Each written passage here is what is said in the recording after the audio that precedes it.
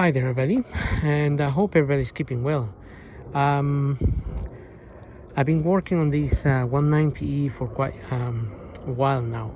I didn't want to upload any videos that are not going to make any sense anymore, especially if I don't find any solutions.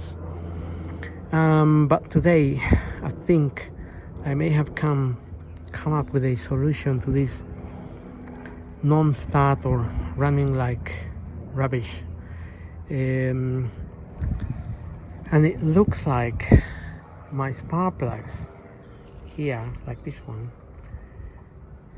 are getting really wet. So if I clean this spark plug and I put it back in, it gets like this again.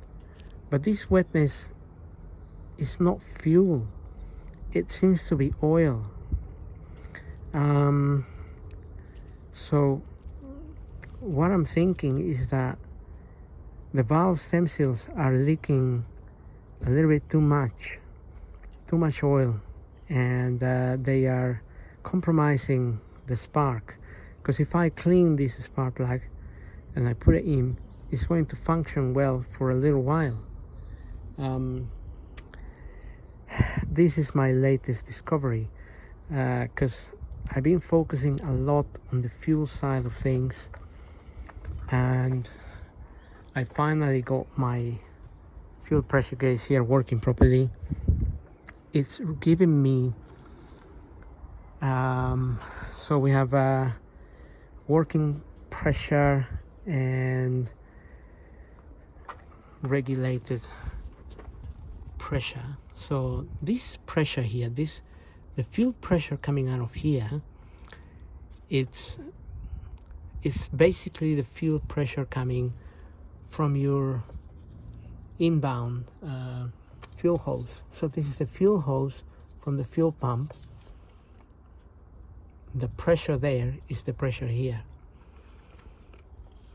So, and the pressure here is the regulated pressure being regulated by this device here. They suggest there should be a 0.4 difference between them.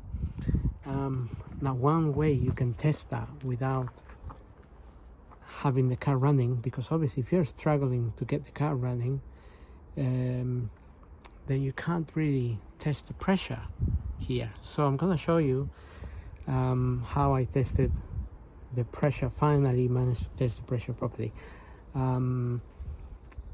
and this is all on the internet, but it's just a matter of obviously doing a lot of research. So let me show you what I did.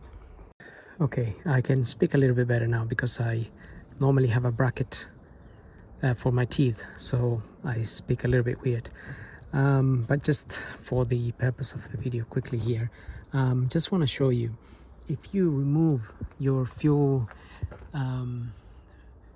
relay, the fuel relay is hiding behind this battery here.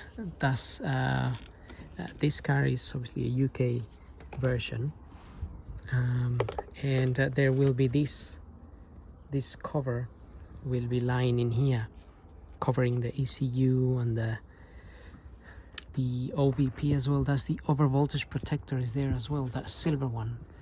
And the fuel one, the one we're looking at, is this one here, and you need to pull that out, and it might be a little bit hard to pull it out.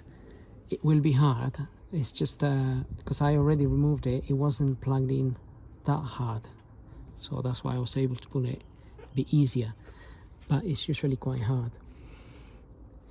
Now this relay also tends to cause problems with your fuel pump, but assuming, like me, you have discovered that your fuel pump was a little bit faulty or noisy, and your fuel tank was blocked, and so on and so on, and you already replaced all of that. If you're having issues with your fuel pump, then this would be the next thing to check. Either you have to replace it, or as suggested on many websites, or well, Google, you open it and you resolder the bits inside. I had a problem with this as well. I had to resolder it and got my fuel pump working. Anyway, if you breach pin number 30 and 87 here, then you're gonna be able to get your fuel pump working constantly. So I made a little connection here.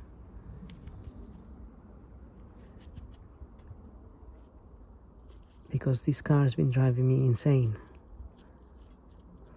Not starting, running like rubbish. And I've been looking at everything. I dismantled the fuel distributor, everything, and still running like shit basically, and can't find a cure. But obviously I've noticed now that every time I remove the plugs, they are wet, and they're not wet with fuel. They have like an oil substance, so it must be oil. I've also run a compression test, but anyway, let's do this first. So bridge those two pins, 87 and 30. Get this in the socket back there where it came from.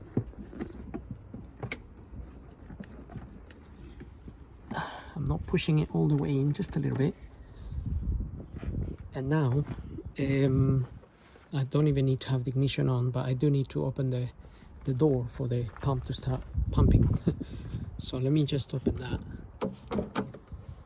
Right, so I can hear the pump. It will stop if the door is partially shut at some point. But there is my fuel pressure, and that is 4.8 there, 4.8. And now if I open this hose here, that hose will give me the feed from the pump itself. So let's open that, and my pump has stopped, so I just have to open the door again a little bit. Right, so I opened that hose, and now look at that, it's gone up to 5.2. So I'm just gonna close the hose again. You can see the difference there, 4.8, 5.2. So the pressure is fine. The pressure coming to my distributor is actually fine. So now that I know that, I had to start really going in stages here, because I was jumping from one end to another, finding no solution. But if we can start eliminating things as we start from the tank, come in here, this hose, from this hose we can measure the pressure out of here, and if this is good pressure and this is good pressure, then we know the lower part of our distributor is at least working. And then the next step will be to check if you have fuel pumping out of the top here, which again, what I did is I got myself, since I already changed I've changed my fuel injectors here. What I did is I got myself one of these, and basically that's one of my old injectors there. What I done is I went on one by one of these ones. So if you disconnect this one and you connect this one in there, just put a little bottle or something inside of here, and then get your pump going without the car running. Get your pump going, and when you press this a little bit, you'll be able to see fuel coming out of here. And the more you press that, the more pressure, the more fuel will come out of here. Now what I think I noticed is that all of my old injectors were actually leaking. Once you stop this here, this stops, and when this stops, you can see if they leak, and all of them were leaking. Now apparently you can clean this if you run fuel cleaner through them, but I didn't do that. I just went ahead and bought new ones. But nevertheless, you can clean them and save yourself some money. But sometimes also they say you just have to change them. Nevertheless, you can also use them as testing tools. So I've checked one by one. So I disconnected this, connected this there,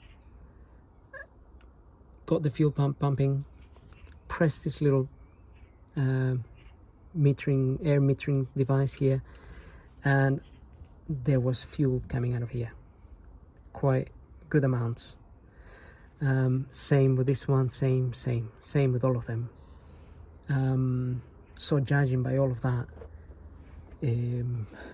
I could tell that there is fuel going into that engine. And I've been battling with this for quite a few weeks now, because the other thing is I have a spark. I have a good spark to all of my spark plugs. So I have a spark and I have good amounts of fuel and a good spark. So I couldn't figure out what the hell's going on.